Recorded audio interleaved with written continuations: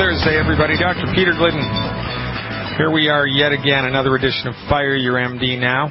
Call-in number for today's show, 866-582-9933. That's toll-free from anywhere in the U.S.,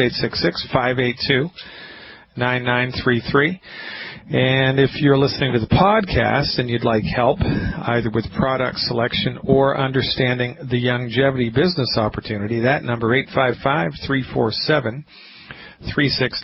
That's 855-347-3696. Yesterday we posed the question, are you any better off now after a lifetime of medical insurance and interfacing with conventional medical doctors? And the question, the answer is a resounding no. No, you're not. You're not any better off. Your health certainly isn't better. You have no earthly idea of what foods are good for you to eat and what foods are bad for you to eat. You've been listening to the food industry tell you which foods are good to eat. And while you've been listening to the food industry, autism has risen from 1 out of 10,000 to 1 out of 88. And Alzheimer's has risen from obscurity to the 6th leading cause of death.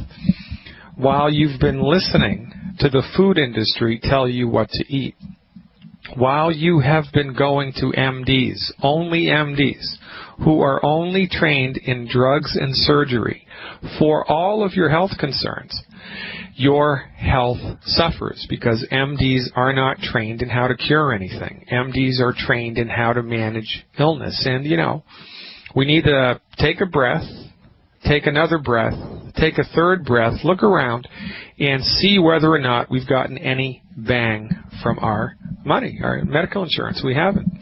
Your health is suffering. Your health is worse now than it was last year. It's worse now than it was 10 years ago, and it's certainly worse now than it was 20 years ago. And, it's this type of a deal that we've become so culturally conditioned to accept aches and pains and illness as a part of life that I can't tell you how many patients have sat down across from my desk for the first appointment. And I ask them, right off the top, how are you feeling and what's going on? Well, Doc, I'm pretty healthy. I feel pretty good. I'm really doing pretty good. I've got high blood pressure. I've got heartburn. I've got arthritis and I've got insomnia, but everybody my age has those things. But other than that, I'm really doing pretty good. Well, guess what? You're missing the point entirely. You have become socialized to accept mediocre health as part of the deal. You expect your health to be in the crapper. You expect the knee replacement. You expect the high blood pressure medication. You expect the prostate cancer. And certainly when it happens to you or somebody in your family or one of your neighbors, you just shrug your shoulders and go, oh, well, that's life. Must have had a bad gene. Well, no. Must have had a bad doctor. That's not life. The only reason that you're sick and suffering with a chronic illness is because you've gone to the wrong doctor. You've taken the wrong dog to the hunt. I use this metaphor in my lectures all the time.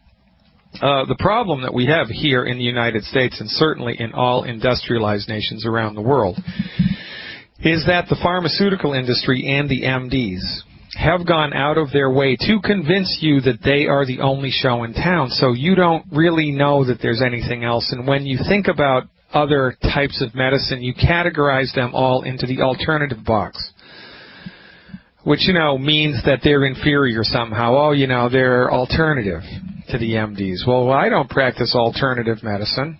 Alternative to what? Alternative to death? Alternative to pain and suffering? Yes, my medicine is an alternative to pain and suffering.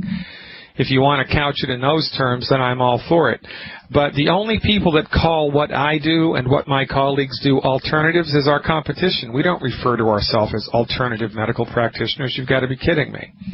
And now my friend Doug Winfrey, the co-host and producer of my colleague Dr. Wallach's radio program, Dead Doctors Don't Lie, tells me that there's an MD who's just published a book which slams the medical profession, the MDs. Well, a little late for the party, quite frankly, number one. And number two, he's still an MD, right? I mean, you know, that's like saying, having an MD write a book that slams the medical profession while still maintaining his social status as an MD. You know, that's like during World War II, someone standing up and saying, oh, those Nazis, they're bad. They're really bad people, and then putting on his Nazi uniform and going to work. This is the thing, ladies and gentlemen. This concept that what MDs do is the only true medicine is so deep in our psyche that even when a member of that profession wakes up and sees the horrors that his profession has created, sees the massive amount of human suffering that his or her profession has created, they still maintain their status in that profession. Because as far as they're concerned, there's no other way to legally practice medicine in the United States unless you're an MD. There's no other method than the MDs. And all the MDs are bad, but I'm still going to be an MD. I'm just going to do things differently. Well, they just don't get it. They just don't get it. The reason that we're having a healthcare crisis, the reason that we're having a financial crisis, the reason that companies are shipping jobs overseas is because they cannot afford to pay a living wage and medical insurance. Why is medical insurance so extremely expensive? Because medical treatments are extremely expensive. Why are medical treatments extremely expensive? Two reasons. Number one, medicine in the United States, as delivered by the MDs, is a for-profit, out-of-control, juggernaut monopoly. And number two, it doesn't work. MD-directed medical treatments for chronic disease do not work. They don't work. Not only do they not work, but they're the leading cause of death in the United States and the leading cause of bankruptcy in the United States, and you're continuing to pay them your money every month just for the privilege of going to see them at some point in the future. Because you're scared to death that something's going to happen to you and you're going to get sick. So rather than going to the professionals who are trained in good nutrition, rather than going to the professionals who are trained in health recovery through science-based, clinically verified medical nutrition, you purchase health insurance. Now, the best health insurance policy in the world is no substitute for the 90 essential nutrients. And if you do not have the 90 essential nutrients every day in your body, in the way of nutritional supplements, it's only a matter of time until something in your body breaks. Your medical insurance will not fix a nutrient deficiency. Let me say that one more time. The best medical insurance in the world will not fix a nutrient deficiency, and the best medical insurance in the world cannot help you recover your health. It can't. All that it can do is give you access to the system of medicine, which is the leading cause of death and the leading cause of bankruptcy. You want to roll those dice? Go right ahead. You want to know what kind of results you're going to get? If you roll those dice, look around you. Because that's what everybody in this country does. Everybody rolls those dice. And everybody's sick. By the way, that's the subtitle of my book. The MD Emperor Has No Clothes. Pretty good book, if I do say so myself. The MD Emperor has no clothes. Everybody is sick, and I know why. Check it out on the website. By the way, we just launched yesterday this book in ebook form. So now you can purchase it and be reading it within 2 minutes of each other via, Amazon.com. Now, isn't that the coolest thing in the world? For $9.99. This will be the best $10 you've ever spent in your life, because the information that's contained in that book will solidify in your consciousness the alarming fact that the last person you should bring your body to if you're suffering from a chronic health condition is an MD. Number one, it will nail that idea firmly in your forehead. And number two, it shows you in the last half of the book the fundamental primary initial steps you need to take in order to secure your health. Healing is easy, ladies and gentlemen. Healing is easy. This is another, great myth that we suffer from here. We honestly believe that our body does not have the ability to recover from high blood pressure on its own. We honestly believe that our bodies do not have the ability to recover from type 2 diabetes or arthritis, and that our only option is synthetic pharmaceuticals delivered by a for-profit medical system, which is the leading cause of bankruptcy and the leading cause of death. I don't know what kind of Kool-Aid we had to drink to believe those myths, but that is as ridiculous as looking back in time and saying, oh, those doctors, those poor people putting leeches on people. Oh, those poor people bleeding themselves to death. Oh, those poor people swallowing boatloads of mercury and silver because that's what the MD said to do. Oh, that's just silly, and I never would have done that if I was back in the day. Well, guess what? You're taking rat poison, Coumadin, warfarin as a blood thinner. You're taking a relative of your children are taking a relative of cocaine, Ritalin, for their attention deficit disorder. And if you're a woman, a menopausal woman, you're taking horse hormones into your body in the form of the synthetic hormone Premarin. And, you know, the list goes on and on. We are as crazy now as we were then. And the only reason that we go down this road is because, for goodness sake, we're sick, we're suffering, we're in trouble, we're suffering, we wake up, we're in pain all day long, we go to bed, we're in pain. Life is one giant painful experience because our body has run out of the stuff it needs to take care of itself. We got to do something. Well, for goodness sake, stop going to the people that deliver piss-poor results. Cancel your comprehensive medical insurance. Buy catastrophic insurance instead. And check out what we do. Become a longevity member. Check out my website. Educate yourself about the simple steps you need to do to recover your health starting today. Change your diet and buy one Healthy Start Pack per 100 pounds of body weight per month. And if you really want to take it to the next level, to that, add 2 bottles of Ultimate Selenium per 100 pounds of body weight per month. Do that for 60 days, and you will feel a difference. You know, like the fella said, when all you have is a hammer, everything looks like a nail. And the problem that exists with the education of the MD in the United States is that it's a brain squeeze, right? It is a meat grinder of an education, and it's done on purpose in order to inculcate in the mind of the MD that if they didn't learn it in medical school, it's just not valid. And this is actually how most MDs think. They actually believe that their you-know-what doesn't stink, and that if they weren't taught it in medical school, it's alternative, it's quackery, it's, shamanism, it's nonsense, it's just ineffective, spurious, dangerous nonsense. MDs are typically, as a group, are the least objective, least soul-searching, most arrogant, hubris-filled people I have ever met in my life. Because, for goodness sake, how could you, with a clear conscience, be a member of a profession that's the leading cause of death in the United States, that can't even cure heartburn, that's wasted almost $1 trillion in research on cancer, still hasn't come up with an effective treatment for cancer, still hasn't come up with an effective treatment for heart disease, and their profession's the leading cause of death and the leading cause of bankruptcy in the United States? Don't you think you'd be a little sheepish going to work if you were that guy? Wouldn't you think that you'd be a little sheepish? I mean, for goodness sake, if you were a carpenter, if you owned a company that, one of these big development companies that goes in and, builds 100 houses a month, right, and, makes a whole community out of nothing, out of prairie land, and, 6 months later there's a whole community there. One of these big companies that builds all these places, right? If you were one of those companies, and every time your houses were built and your community was set, they fell down 6 months after they were built. 99% of them fell down 6 months after they were built.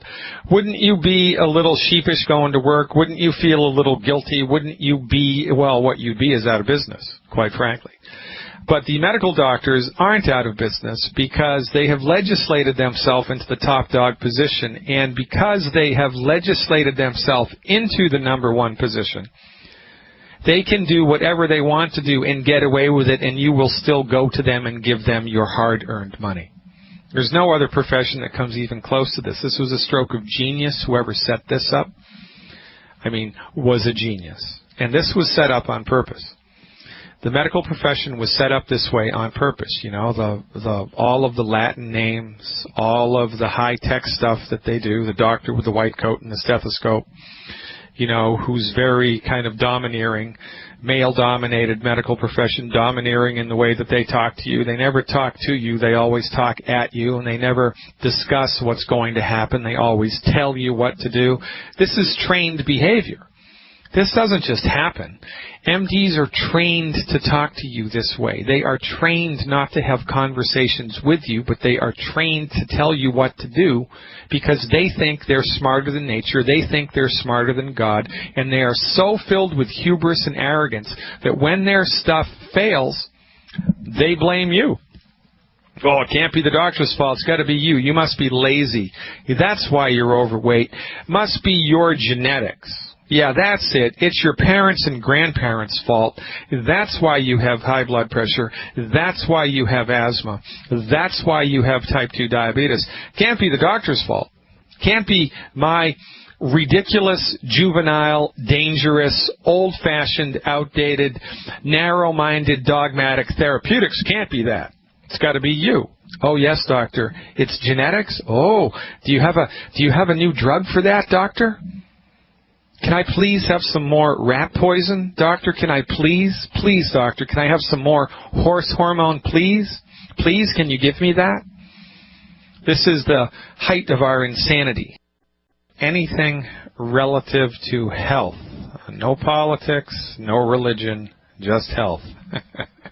Right now we're going to go to the phones and talk to Susan, who's calling from Indiana with a question about something I'm not aware of. Susan, Dr. Glidden here. Thanks for calling. Hi, Dr. Glidden. Thanks for taking my call. I appreciate it. I want to say first, I really, really enjoyed your visit here about a month ago. It was just awesome. The seminar was awesome, just great. Hey, thanks a lot. Appreciate it. Yeah. Well, my 17-year-old son has tonsil stones. Yeah. And he developed a sore throat. This was like in the summer. It seemed to be prompted with some allergy with the mold and the pollen or whatever. But you know what, the little puffy things in the tonsils, he doesn't really have a sore throat. Yeah. But these little things, he takes this kind of tool or something or Q-tip and just extracts them. But I don't want him to have a tonsillectomy. Is there some way to get rid of those? Yeah, well, this is happening because, ladies and gentlemen in the listening audience, what Susan's talking about is in the back of your mouth. If you open your mouth up, if you haven't been surgeried by the MDs, way in the back of your mouth, on either side of your mouth, right up against the sides of your throat, are your tonsils. And they're little glands. They're about the size of half of your thumb, the top part of your thumb. And it's a gland. It's actually a part of your immune system. It's part of your immune system. And when your body is exposed to stuff in the environment, virus and germs and fungus and mold and stuff that is trying to infiltrate the body through the mouth and the throat. There's quite a lot of stuff that gets into the body through the mouth and throat. The tonsils are activated and they try to kill things, right? They secrete hormones and activate the immune system and sets up a whole immunological cascade. Now, when any part of your body is overworked, one of the first things that happens is it gets swollen. It swells up. So when the tonsils become swollen, outside of their normal range, when the tonsils become swollen outside of their normal range, part of the anatomy of the tonsil is these little tiny crypts on the tonsil. It's kind of like the shell of a peanut, you know, a peanut before you break it open. The actual shell of the peanut has these little ridges in it and these little pockets in it, and it's just kind of built into the structure of the shell. Well, it's the same in the tonsils. However, when the tonsils enlarge, those little pockets in the tonsils also enlarge. And because of overactivity of the tonsil, and actually because of food that you're swallowing, all manner of things can become lodged inside those little crypts, those little cavities in the tonsil, and then they solidify over time and crystallize, and then, you know, if you're an adventurous teenage boy, you stick a Q-tip back there and pop out the little thing that's been in the crypt. And, you know, if you're a woman, you faint because it's disgusting. It's just a disgusting thing to do. It is. It's so true. I mean, it is, right? So the moral to this story is the only reason that this is happening in the first place is, number one, because his tonsils are bigger than they're supposed to be. And why are they bigger than they're supposed to be? Because he has tonsils? No. Because his immune system is overworking. Why is his immune system? Well, this is always a two-edged sword, and sometimes it's because the tonsils are overworking. This is rarely the case in the United States, though. I've seen this in third world countries where there's just not proper sewage disposal, and, you know, there's a lot of filth and germs everywhere, right? But in the United States, when this happens, 99% of the time, and I just made that number up, right, the vast majority of the time, this is caused by simple lack of nutrients, because the tonsils have run out of the stuff that they need to function properly. The body is calling on them to function, and because they don't have the stuff that they need, they get swollen. So this is an indication of a chronic nutrient deficiency and an overactivated immune system. And the overactivated immune system has another component to it, which is, interestingly enough, the consistent consumption of wheat, barley, rye, and oats. Now, these two things might seem unrelated, but because the tonsils are part of the immune system, when the tonsils are enlarged, it means the immune system is activated, overactivated. And it means the tonsils don't have the raw materials that they need just to handle normal day-to-day maintenance, right? They just don't have it. But there's also probably a component of an overstimulation of the immune system going on, and that goes back to the small intestine. Because the small intestine in the human body is the gateway between the inside of the body and the outside of the body. And here's a little clinical pearl that your medical doctor never told you. The immune system central headquarters, your immune system headquarters, is in a network of blood vessels that is lying on top of and behind your small intestine. Because when you eat something, your body breaks it down into smaller and smaller and smaller and smaller and smaller and smaller sizes, the intention of which is to get that stuff, those food molecules, those nutrient molecules, so small that they can dissolve into the bloodstream across the border of the intestinal tract, and that's the job of the small intestine.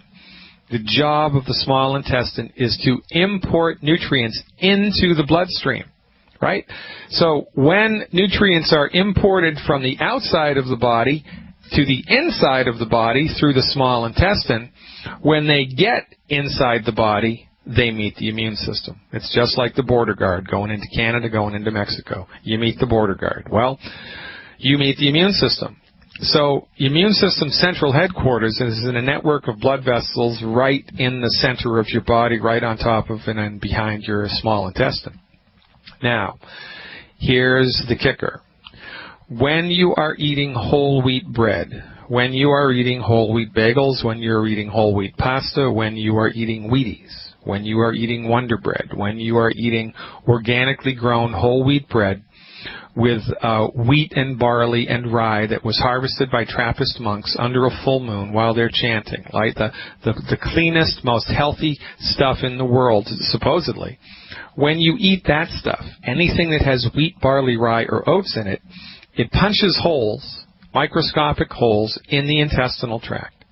Microscopic holes in the intestinal tract. This is referred to as a leaky gut. So now you've got holes in the fence between the United States and Canada, holes in the fence between the United States and Mexico, right? Holes in the fence between the inside of your body and the outside of your body. So now, when you eat stuff, big molecules of food and other things that are in the food, you know, virus and bacteria and, you know, pesticides and crap, sneak through the fence, through the holes in the fence, and get into your bloodstream. But they still meet the immune system, but the immune system becomes easily overwhelmed by this onslaught because there ought to be holes in the fence, right? The holes in the fence are actually a very good defense against a lot of this stuff. They just can't get through. So now that you've got holes in the fence, every time you eat, every time you swallow, for goodness sake, your immune system becomes activated, and this leads to a whole host of conditions. But it is one of the main reasons why the immune system becomes overactivated, and one of the ramifications of an overactive immune system is swollen tonsils. So that was kind of a roundabout way of explaining it, but so what's necessary here for your son, I don't know that. I certainly can tell you that a teenager is not going to want to do this. But the only reason a teenager does not want to do this is because they weren't taught this from a very young age. And why weren't they taught this from a very young age? Because you had the wrong doctor. Why did you have the wrong doctor? Because your medical doctor monopolized the medical theater. So this problem with your kid is your doctor's fault, your insurance company's fault. You should send them a bill. You should send them a bill. Calculate the worth of your child. Calculate the financial worth of your child and send your doctor and your insurance company a bill. And take them to court when they don't pay it because they have let you down. So the solution here: no wheat, no barley, no rye, no oats. You, your son, your daughter, me, the man in the moon, everybody must be gluten-free. We have to be gluten-free, number one. Number two, you need to give your son's body all of the raw materials that it needs in order to have strong and healthy tonsils, right? And when you do that and knock down the overstimulated immune system, things should calm down. It should take about, 4, 5, 6 weeks, depending on how intense it is.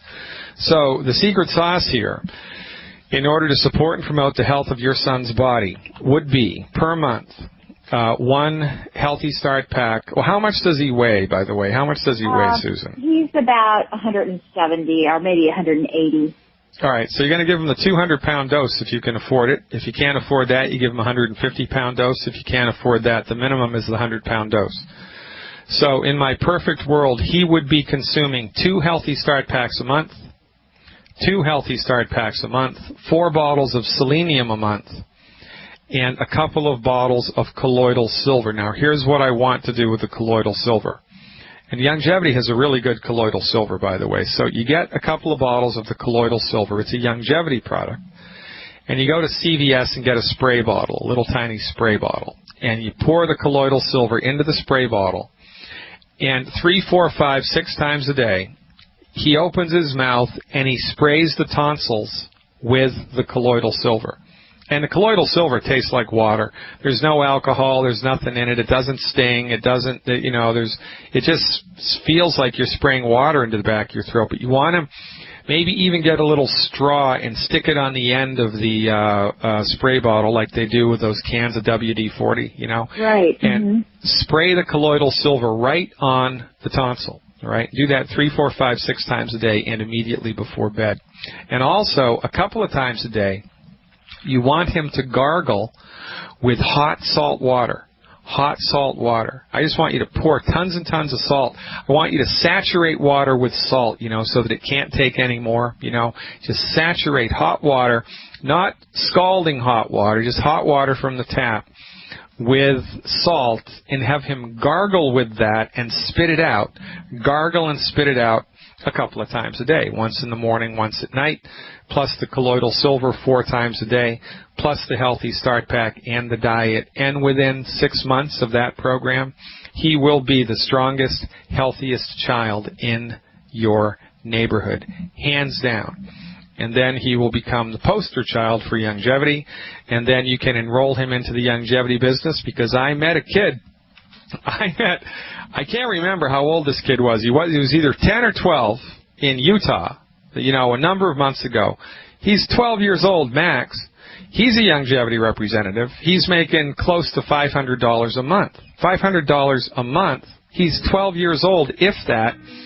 And how's he doing it? He's helping his friends and his family and his community members regain their health. So dangle the checkbook in front of your teenager's eyes and watch him come a-running. Ladies and gentlemen, I'm Dr. Peter Glidden. Susan, thank you for the call. Peter Glidden here, your friendly neighborhood naturopathic doctor, bringing 20 years of clinical experience to bear, helping you to uncover how you can make yourself healthy with science-based, clinically verified medical nutrition. This is not your old-fashioned home remedies. This is new-fashioned, science-based, clinically verified, holistic therapeutics which knock the socks out of anything pharmaceutical. Now, it's an interesting thing to talk about, but many people don't know this. But as a licensed naturopathic physician, I can prescribe drugs. How about that? Nothing wrong with drugs. It's how they're used. They're like guns. All my Texas friends should understand this, and my Utah friends. And quite frankly, well, some of my Massachusetts friends. That's where I learned to hunt in Massachusetts. I've got a lot of gun-toting buddies in Massachusetts, interestingly enough. It's not the gun. The gun's nothing wrong with the gun. It's how it's used. There's nothing wrong with a drug. It's how it's used. MDs use drugs reductionistically. MDs use drugs to combat and suppress the disease process. MDs do not use drugs to facilitate the healing of the human body. They only do that with surgery. Anti-inflammatory drugs delivered during and after surgery can really accelerate the healing time. But if you give too many of them, or too much of a dose, or if the combination of anti-inflammatories that you give isn't just right, you can hurt somebody. So it's not the drug that's the problem, it's how it's used. And I cannot reinforce this concept enough, that the MDs are only trained in one very small aspect of medicine. And the aspect of medicine that they are trained in is referred to as reductionism. Reductionism argues that the human body is a machine that's made of parts. And when somebody is sick, it's the MD's job, according to reductionism, to take the body apart into its smallest piece and deliver one medicine to that piece, and then another medicine to another piece, and then another medicine to another piece, and so forth and so on. Again, MDs are not trained in medicine. They're trained in reductionistic medicine, which focuses exclusively on the use of prescription medication and surgery. And this approach, this view of health, this view of the human body is appropriate for surgery when it's indicated, and trauma, but that's it. For everything else, reductionistic, pharmaceutical-centrist treatments delivered by licensed medical professionals at best can only manage your problem. And, so they manage the problem and create a side effect. Manage a problem, create a side effect. Manage a problem, stop working. So they need to switch out the drug or increase the dose, and then you get another side effect. It's crazy, man. I mean, from my perspective, this is insanity. This is, one step away from the use of leeches and bleeding people to death, which is what the MDs used to do back in the day. You look at those therapies and you go, oh my God, I would never do that. But yet you go to the MD for high blood pressure medicine, even though it's not going to fix it. You go to the MD for Prilosec, even though that's not going to fix the heartburn. You go to the MD for your warfarin, even though the only reason your blood became funky in the first place and started clotting inappropriately is because it ran out of essential fatty acids. Essential fatty acids are essential nutrients. Rat poison is not an essential nutrient. You don't have unhealthy blood because you have a rat poison deficiency. But that's what your medical doctor has convinced you that you have. Your medical doctor has convinced you that you need to be on Coumadin for the rest of your life or you're going to get a stroke. Well, guess what? He's wrong. She's wrong. Dr. Wallach, my colleague, friend, and mentor, sued the Food and Drug Administration so that we could say that the leading cause of stroke is essential fatty acid deficiencies. I mean, we can take that to the bank. There is so much research to support this fundamental belief that we can legally say now that essential fatty acid supplementation virtually eliminates your risk of stroke, but your MD won't tell you this. Why? Because your MD is a one-trick pony. And that one-trick pony, ladies and gentlemen, is killing you. Pick yourself up, look around, go to fireyourmdnow.com, click on the longevity button, join our cause, click on the health recovery, online health recovery stuff, sign up for my subscription, sign up for my newsletter, take back your health, and I'll see you next time.